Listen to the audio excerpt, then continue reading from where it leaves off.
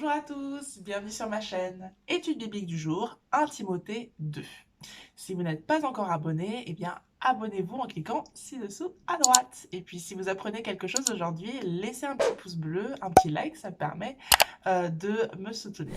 Merci beaucoup. Sans plus attendre, allons dans 1 Timothée 2, lire ce que Dieu a à nous dire. Le passage d'aujourd'hui est un passage assez controversé parce que Paul parle, entre autres sujets, de la conduite de la femme dans l'Église. Et c'est un passage de la Bible qui peut être utilisé pour dénoncer la Bible, pour lui donner un côté archaïque et patriarcal contre la cause féminine. Et c'est un passage qui pourrait être utilisé contre moi à un moment donné pour m'accuser de ne pas obéir à la parole de Dieu en commençant cette chaîne notamment. J'ai vraiment hésité à faire cet épisode sur ce passage parce que c'est tellement controversé et souvent quand je lis les commentaires des messages de certaines femmes qui prêchent ou qui enseignent la Bible, même si c'est à d'autres femmes seulement, il y a toujours des commentaires en mode elle est en train de pécher en faisant cela, une femme devrait rester dans le silence. Grâce à Dieu, la grande majorité des commentaires que j'ai eus étaient bienveillants, même très bienveillants. Mais je pense que ce n'est qu'une question de temps avant que quelqu'un dise, un homme ou une femme, hein, regarde ce qui est écrit dans ce passage de Timothée, tu ne devrais pas faire ce que tu fais. Et je ne veux pas non plus tellement décortiquer la parole qu'elle se retrouve vidée de sens ou dire que ce n'est plus du tout d'actualité, donc on peut zapper ce passage. Et pourquoi pas éditer des Bibles sans ce passage, hein. Non, non, ce n'est pas mon intention. En revanche, chercher le cœur de Dieu dans ce passage, c'est l'objectif, alors let's go!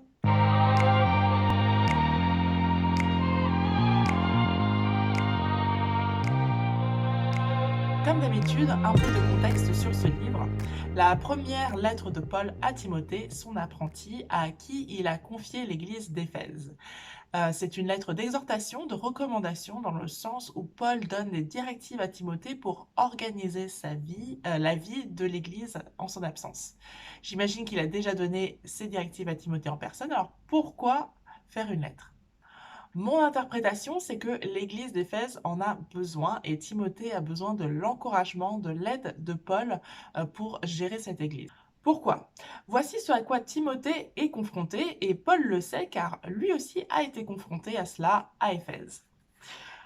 Les personnes qui enseignaient d'autres doctrines, les discussions vaines et pas centrées sur Dieu, la vanité de certains, la perte de foi et de conscience, la malséance, la violence et l'agressivité des hommes et des femmes, le blasphème, l'impiété. Et la liste peut continuer. Comment je sais tout cela? En fait, ce que je remarque, c'est qu'à travers ces directives, Paul décrit les travers et les dérives de l'église d'Éphèse. C'est comme un miroir. En fait, en disant comment les choses devraient être, il sous-entend l'état actuel des choses. Par exemple, cela ne fait pas partie du passage aujourd'hui, mais je trouve que c'est un bon exemple pour vous décrire ce que je veux dire. Dans 1 Timothée 5 au verset 3, honore les veuves qui sont véritablement veuves. Cela sous-entend qu'il y a des veuves qui ne sont pas véritablement veuves, qui prétendent être veuves. Dans Exode 22 au verset 22, on a tu n'affligeras pas la veuve et l'orphelin. On ne dit pas tu n'affligeras pas la veuve qui est véritablement veuve. Je pense que c'est un point à garder en tête pour tout ce livre, parce qu'il y a des directives qui sont spécifiquement pour cette église d'Éphèse. Pas pour nous dire que cela ne nous concerne pas, cela nous concerne plutôt deux fois qu'une. Mais gardons bien en tête le contexte. Donc, 1 Timothée 2 au verset 1. J'exhorte donc avant toute chose à faire des prières, des supplications, des requêtes, des actions de grâce pour tous les hommes, pour les rois et pour tous ceux qui sont élevés en dignité, afin que nous menions une vie paisible et tranquille en toute piété et honnêteté. Cela est bon et agréable devant Dieu notre Sauveur, qui veut que tous les hommes soient sauvés et parviennent à la connaissance de la vérité. Car il y a un seul Dieu, et aussi un seul médiateur entre Dieu et les hommes, Jésus-Christ, homme, qui s'est donné lui-même en rançon pour tous. C'est là le témoignage rendu en son propre temps, et pour lequel j'ai été établi prédicateur et apôtre. Je dis la vérité et je ne mens pas, chargé d'instruire les païens dans la foi et la vérité. Ce qui m'interpelle, c'est que Paul appelle à l'apaisement, à mener une vie paisible et tranquille dans la foi et la piété. L'objectif du chrétien, c'est de grandir dans la connaissance de la vérité, la connaissance de Dieu. Il rappelle et réaffirme qu'il n'y a qu'un seul Dieu et qu'un seul chemin entre Dieu et les hommes, Jésus. Paul, pourquoi Paul a-t-il besoin de réaffirmer cela? Petit point de contexte encore, nous sommes ici à Éphèse. Et à Éphèse, à l'époque de Paul et Timothée, il y a le plus grand temple dédié à la déesse Artémis ou Diane. Artémis est en grec et Diane en latin. Et il y a un épisode sur ce sujet, dans Acte 19 au verset 33, il y a une émeute parce que Paul sauve de nombreuses âmes et les marchands du temple d'Artémis ne sont pas contents parce que la bonne nouvelle déclarée par Paul n'est pas une si bonne nouvelle pour le business autour de la déesse Artémis. Je vais continuer, 1 Timothée 2 au verset 8. Je veux donc que les hommes prient en tout lieu, en élevant des mains pures, sans colère ni mauvaise pensée. Dans ce tout premier passage, Paul appelle à l'apaisement. Comme je l'ai dit, Paul fait comme tenir un miroir sur ce qu'il se passe. Paul appelle à l'apaisement parce qu'il y a justement de la colère, des émeutes, des discussions vaines. Et comme remède à cela, il appelle l'Église d'Éphèse à prier et à chercher la face de Dieu en grandissant dans la connaissance de la vérité. Paul, par cela, appelle à ne pas nourrir de rancœur, d'amertume intérieure contre les autorités en place, parce qu'elles ne croiraient pas, elles ne seraient pas amenées à croire et continueraient à dédier un culte à Diane ou Artémis. Je vais continuer et là, je vais arriver au point qui fâche. 1 Timothée 2 à partir du verset 9. Je veux aussi que les femmes vêtues d'une manière décente, avec pudeur et modestie, ne se parent ni de tresses, ni d'or, ni de perles, ni d'habits somptueux, mais qu'elles se parent de bonnes œuvres, comme il convient à des femmes qui font profession de servir Dieu. Que la femme écoute l'instruction en silence, avec une entière soumission. Je ne permets pas à la femme d'enseigner, ni de prendre de l'autorité sur l'homme, mais elle doit demeurer dans le silence. Car Adam a été formé le premier, Ève ensuite. Adam n'a pas été séduit, mais la femme séduite s'est rendue coupable de transgression. Elle sera néanmoins sauvée en devenant mère si elle persévère avec modestie dans la foi, dans l'amour et dans la sainteté. Autre point de contexte, la ville d'Éphèse, selon la tradition grecque antique, a été fondée par les Amazones. Ces femmes guerrières, indépendantes, sans hommes. Dans notre culture, plusieurs personnages reprennent ces codes, les codes des Amazones. On a la princesse Xena, si vous vous souvenez d'elle, Wonder Woman. La légende veut qu'elles aient le sein droit coupé pour pouvoir plus facilement tirer à l'arc. C'est vrai que les Amazones sont devenues des personnages fantasmagoriques, c'est dur à dire, et entre le fantasme et la réalité, il y a un chemin. Cela dit, les Amazones ont bien existé. Elles étaient des guerrières, elles n'étaient pas mariées, mais elles avaient des relations une fois par an pour procréer. Et les bébés garçons, au mieux, étaient renvoyés vers leur père, au pire, étaient affectés au service en devenant eunuques.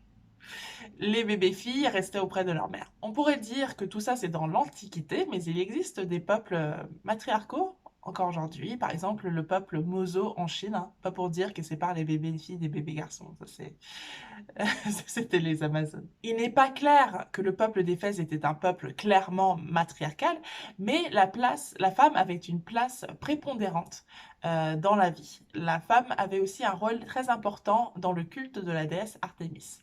Et je pense qu'il y a certains aspects de la culture, certaines dynamiques païennes qui ont perduré dans l'Église chrétienne et cela a créé du désordre, sauf que Dieu est un Dieu d'ordre et de droiture. Mais reprenons verset par verset. Je veux aussi que les femmes vêtues d'une manière décente, avec pudeur et modestie, ne se parent ni de tresses, ni d'or, ni de perles, ni d'habits somptueux, mais qu'elles se parent de bonnes œuvres, comme il convient à des femmes qui font profession de servir Dieu. Sous-entendu qu'il y avait des femmes qui n'étaient pas vêtues de manière décente, sans modestie, et qui prêtaient plus attention à leur apparence qu'aux choses de Dieu. Est-ce que cela veut dire que nous ne pouvons pas porter de tresses, pas porter de boucles d'oreilles? En argent ça va, mais en or, alors non. Je ne pense pas. Je pense que cela nous appelle à examiner notre cœur et notre attitude et voir si nous ne faisons pas de notre apparence une idole, c'est-à-dire que cela prend plus de place que Dieu, cela a plus d'importance que Dieu. Verset 11. que la femme écoute l'instruction. Alors, si on s'arrête juste là, c'est révolutionnaire, que la femme s'instruise. Encore à notre époque, dans certains endroits du monde, c'est un véritable combat que d'instruire les femmes. Je pense à Malala, par exemple, cette désormais militante féministe qui a pris une balle dans la tête à la sortie de son école. Donc, que la femme écoute l'instruction en silence. En silence, bien sûr, peut-on apprendre sans écouter celui qui enseigne, sans avoir une soumission envers celui qui instruit. Je ne permets pas à la femme d'enseigner, ni de prendre de l'autorité sur l'homme, mais elle doit demeurer dans le silence. J'interprète ce verset comme ceci: je ne permets pas à la femme d'agir en Amazone. Pourquoi? Car Adam a été formé le premier, Ève ensuite.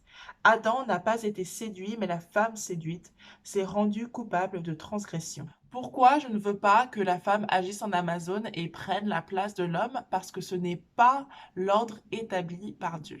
Et cet ordre n'a pas été fait au hasard. Ce n'est pas de chance, mesdames, on n'a vraiment pas de chance. La condition de la femme, est tombée sur nous.